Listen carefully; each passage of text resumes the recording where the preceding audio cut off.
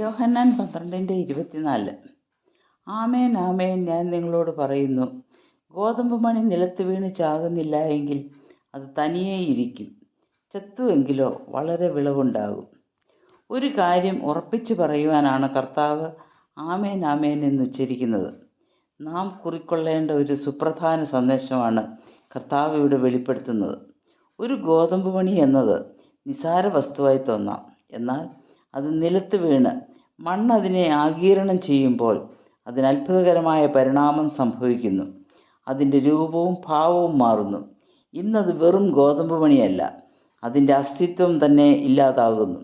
അത് ഗോതമ്പ് ചെടിയായി അനേകം ഗോതമ്പ് മണികൾ വിളയിക്കുന്നു. ആ ഓരോ മണിയിലും വീണ്ടും ഫലം പുറപ്പെടുവിച്ചുകൊണ്ടിരിക്കും.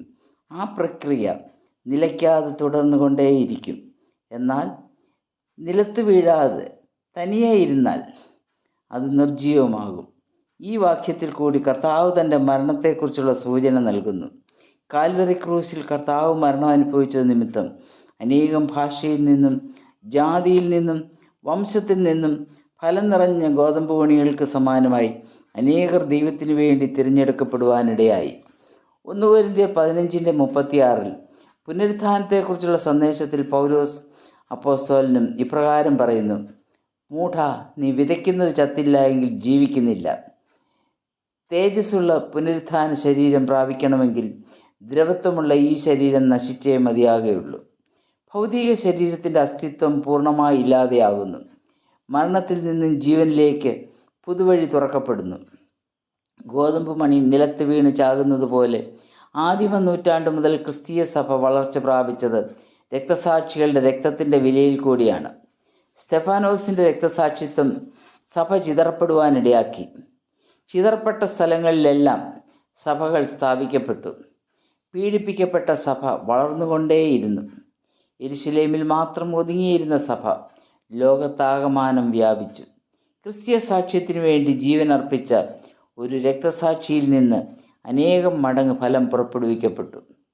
1747 തൻ്റെ 29-ാം വയസ്സിൽ മരണമടഞ്ഞ അമേരിക്കൻ മിഷണറിയായ ഡേവിഡ് ബ്രെയ്നാർഡിനെ കുറിച്ച് തൻ്റെ പ്രതിശ്രുത വധുവിൻ്റെ പിതാവായ ജോനാഥാൻ എഡ്വേർഡ്സ് എഴുതിയ ഹൃദയസ്പൃക്കായ ചെറുപുസ്തകം സമുദ്രങ്ങൾ താണ്ടി കേംബ്രിഡ്ജ് വിദ്യാർത്ഥിയായിരുന്ന ഹെൻറി മാർട്ടിൻ്റെ കരങ്ങളിലെത്തി.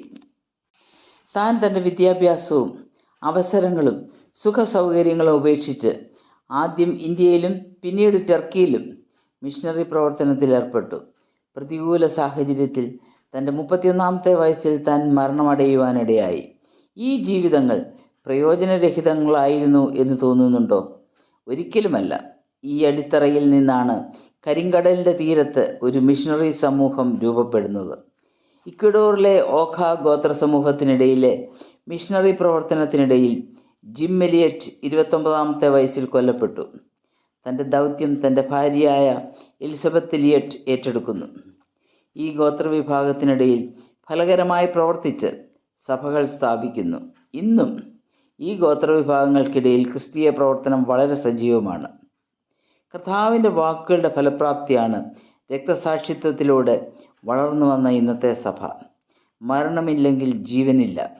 സ്വയം ഇല്ലാതായാൽ മാത്രമേ ഫലപ്രാപ്തി ഉണ്ടാകുകയുള്ളൂ. അതല്ലെങ്കിൽ തനിയെ ഇരുന്ന് നിർജ്ജീവമാകും. നമ്മുടെ സ്വയത്തെ മരിപ്പിച്ച് ഫലപ്രാപ്തിക്ക് വേണ്ടി ദൈവകരങ്ങളിൽ നമുക്ക് നമ്മെ തന്നെ ഫലമേൽപ്പിക്കാം. ദൈവത്തിൻ്റെ നാമം മാത്രം മഹത്വപ്പെടട്ടെ.